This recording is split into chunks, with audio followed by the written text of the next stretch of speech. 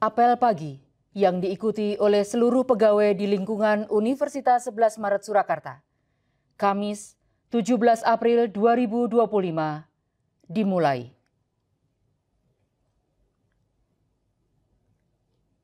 Penghormatan kepada Sang Merah Putih. Kepada Sang Merah Putih, hormat! Gerak!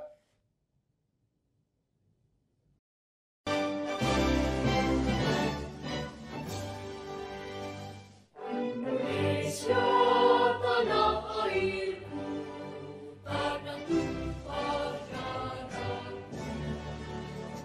Di sanalah aku berdiri, jadi pandu ibu. Indonesia kebangsaanku, bangsa dan tanah airku.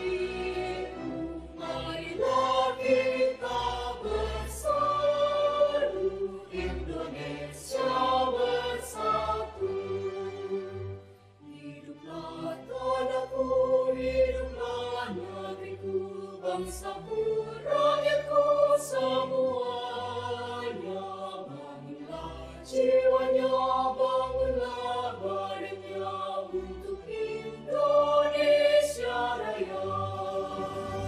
Indonesia Raya, merdeka, merdeka, tanahku, negeriku yang ku cinta. Indonesia Raya, merdeka, merdeka, hiduplah Indonesia Raya. Indonesia Raya, merdeka, merdeka, tanahku, negeriku yang ku cinta. Indonesia Raya, merdeka, merdeka, hiduplah Indonesia Raya.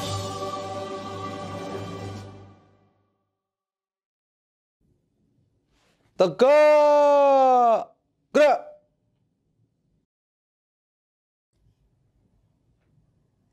Mengheningkan Cipta dipimpin oleh Dekan Fakultas Seni Rupa dan Desain. Mengheningkan Cipta mulai.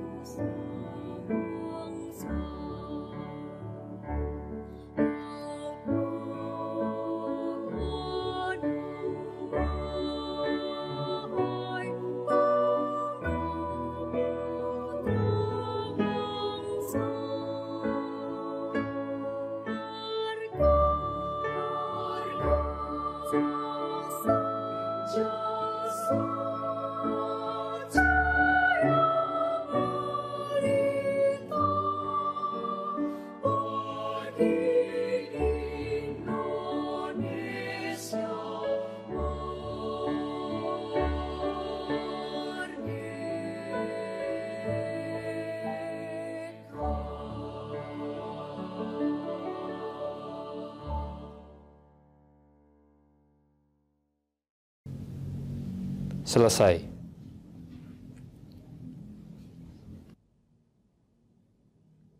Pembacaan teks Pancasila.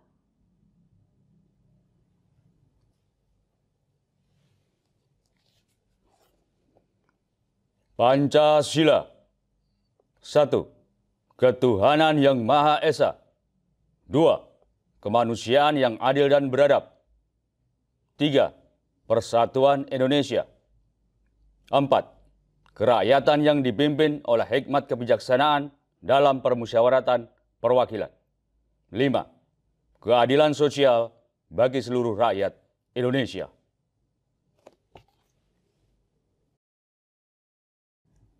Pembacaan pembukaan Undang-Undang Dasar 1945.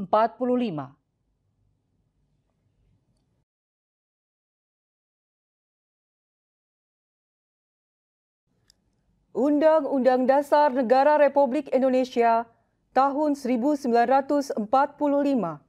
Pembukaan.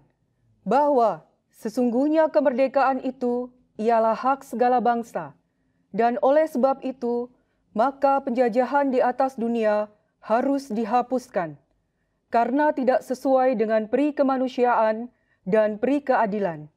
Dan perjuangan pergerakan kemerdekaan Indonesia telah sampailah kepada saat yang berbahagia, dengan selamat sentosa, mengantarkan rakyat Indonesia ke depan pintu gerbang kemerdekaan negara Indonesia, yang merdeka, bersatu, berdaulat, adil dan makmur, atas berkat rahmat Allah yang Maha Kuasa dan dengan didorongkan oleh keinginan luhur supaya berkehidupan kebangsaan yang bebas, maka rakyat Indonesia menyatakan dengan ini kemerdekaannya. Kemudian daripada itu, untuk membentuk suatu pemerintah negara Indonesia yang melindungi segenap bangsa Indonesia dan seluruh tumpah darah Indonesia, dan untuk memajukan kesejahteraan umum, mencerdaskan kehidupan bangsa, dan ikut melaksanakan ketertiban dunia yang berdasarkan kemerdekaan, perdamaian abadi, dan keadilan sosial. Maka disusunlah kemerdekaan kebangsaan Indonesia itu dalam suatu Undang-Undang Dasar Negara Indonesia, yang terbentuk dalam suatu susunan negara Republik Indonesia yang berkedaulatan rakyat dengan berdasar kepada ketuhanan yang Maha Esa, kemanusiaan yang adil dan beradab, persatuan Indonesia, dan kerakyatan yang dipimpin oleh hikmat kebijaksanaan dalam permusyawaratan perwakilan, serta dengan mewujudkan suatu keadilan sosial bagi seluruh rakyat Indonesia.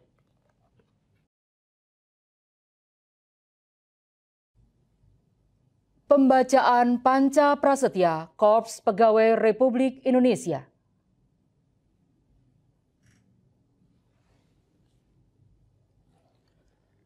Panca Prasetya Korps Pegawai Republik Indonesia. Kami, anggota Korps Pegawai Republik Indonesia, adalah insan yang beriman dan bertakwa kepada Tuhan Yang Maha Esa. Berjanji. 1. Setia dan taat pada negara kesatuan dan pemerintah Republik Indonesia yang berdasarkan Pancasila dan Undang-Undang Dasar 1945. 2. Menjunjung tinggi kehormatan bangsa dan negara, serta memegang teguh rahasia jabatan dan rahasia negara. 3. Mengutamakan kepentingan negara dan masyarakat di atas kepentingan pribadi dan golongan. 4. Memelihara kesatuan dan persatuan bangsa serta kesetiakawanan Korps Pegawai Republik Indonesia. 5. Menegakkan kejujuran, keadilan, dan disiplin, serta meningkatkan kesejahteraan dan profesionalisme.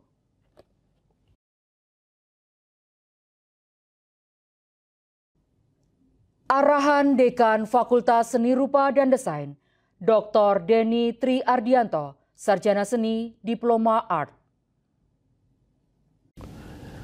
Assalamualaikum warahmatullahi wabarakatuh. Selamat pagi.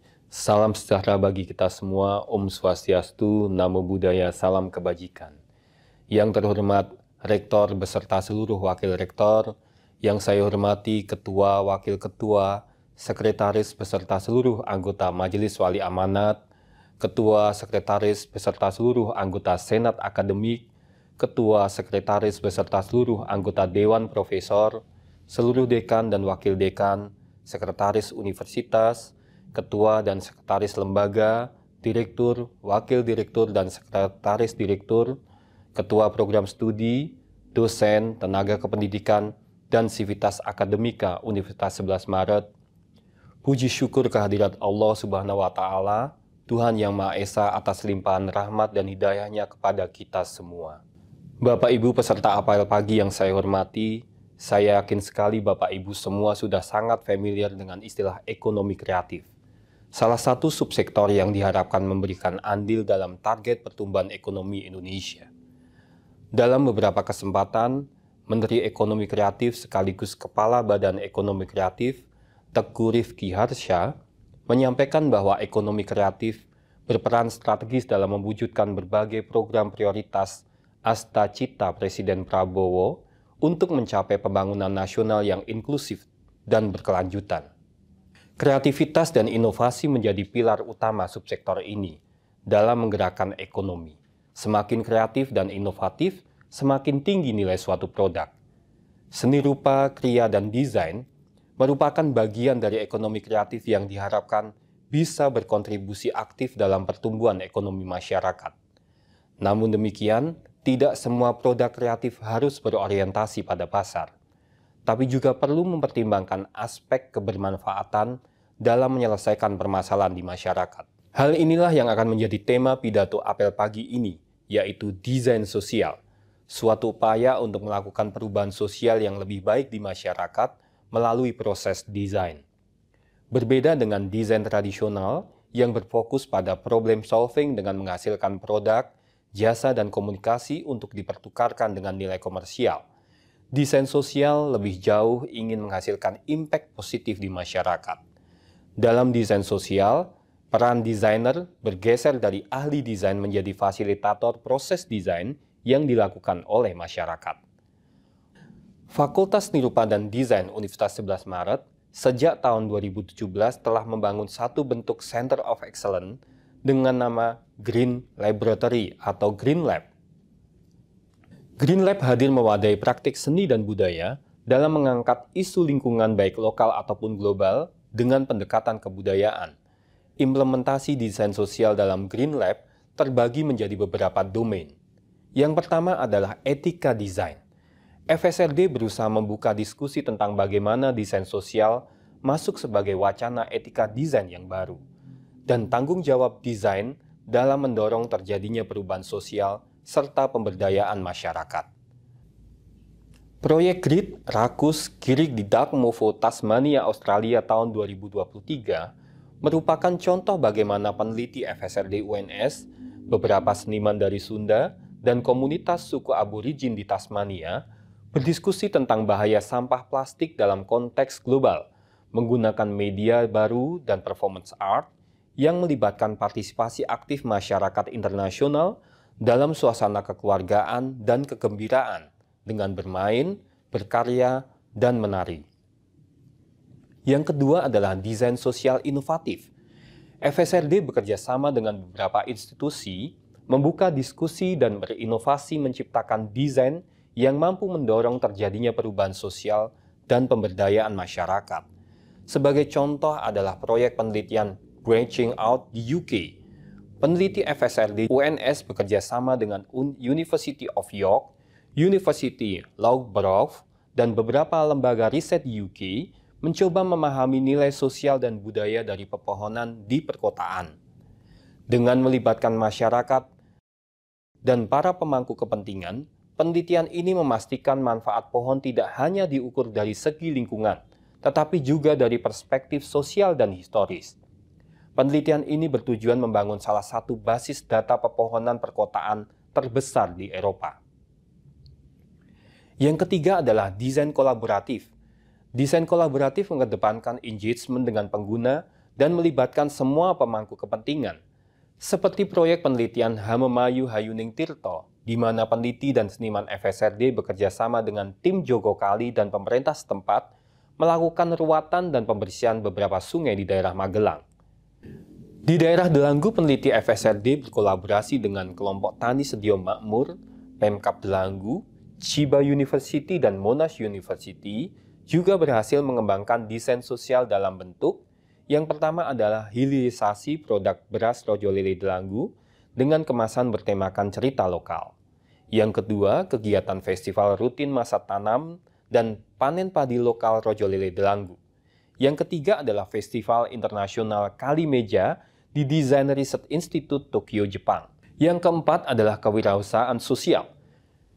FSRD mendidik mahasiswanya menjadi social design planner, karena saat ini banyak seniman dan desainer yang bekerja sama dengan komunitas dan warga dalam rangka pemberdayaan serta membangun unit kewirausahaan kolaboratif.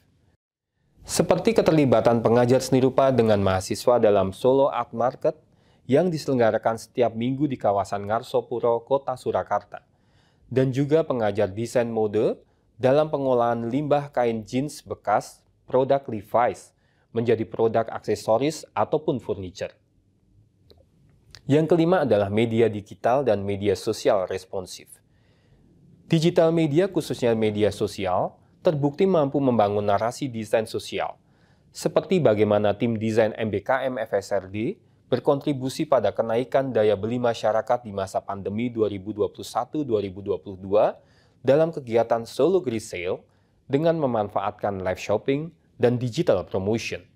Kerjasama tersebut berlangsung hingga kini dalam Solo Great Sale 2025. Di tahun 2020 hingga kini, tim tersebut juga terlibat dalam berbagai produksi aplikasi pembelajaran online, video pembelajaran, dan kampanye digital sebagai solusi permasalahan sosial sekaligus mempercepat alur kerja, optimalisasi koordinasi, dan efisiensi waktu serta pembiayaan. Sebagai penutup, perlu saya garis bawahi bahwa desain sosial tidak hanya mengubah cara kita memandang desain sebagai suatu estetika, tetapi juga sebagai alat yang kuat untuk membangun keberlanjutan ekonomi kreatif yang adaptif terhadap permasalahan sosial. Dengan menggabungkan inovasi, kolaborasi, dan kesadaran masyarakat, kita dapat menciptakan solusi-solusi kreatif untuk meningkatkan kualitas hidup manusia secara keseluruhan.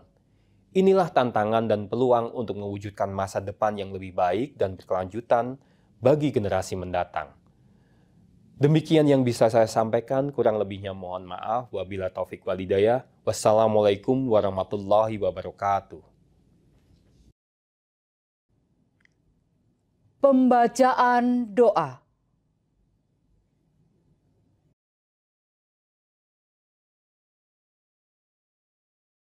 Assalamualaikum warahmatullahi wabarakatuh. Marilah kita bersama-sama menundukkan kepala, merendahkan hati, serta menengadahkan tangan untuk berdoa kepada Allah Subhanahu wa Ta'ala. Izinkan kami memimpin doa menurut agama Islam. Bagi bapak dan ibu yang beragama lain, kami persilahkan menyesuaikan diri. Bismillahirrahmanirrahim. Alhamdulillahirabbil alamin. Wassalatu wassalamu ala asrofil anbiya'i wal mursalin Sayyidina wa maulana Muhammadin wa ala alihi wa ashabi ajmain. Ya Allah, ya Tuhanku, yang maha pengasih lagi maha penyayang, segala puji bagimu ya Allah, Tuhan seru sekalian alam. Ya Allah, kami bersyukur karena pagi ini kami dapat berkumpul untuk melaksanakan apel pagi Sivitas Akademik Universitas 11 Maret. Berkat karunia dan limpahan rahmat-Mu. Ya Allah, sinarilah hati kami dengan petunjuk-Mu. Tuntunlah kami ke jalan yang Engkau ridhoi.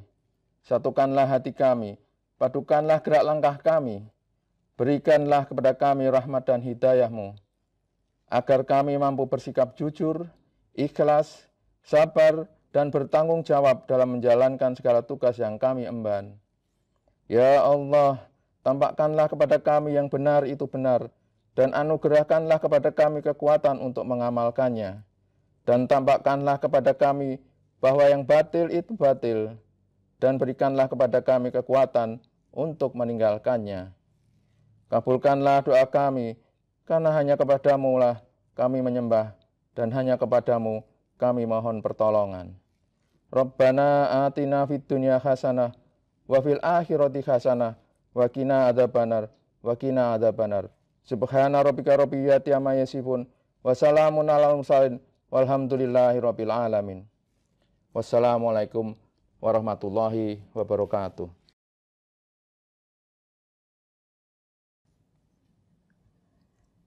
Apel pagi yang diikuti oleh seluruh pegawai di lingkungan Universitas 11 Maret Surakarta, Kamis 17 April 2025 telah selesai.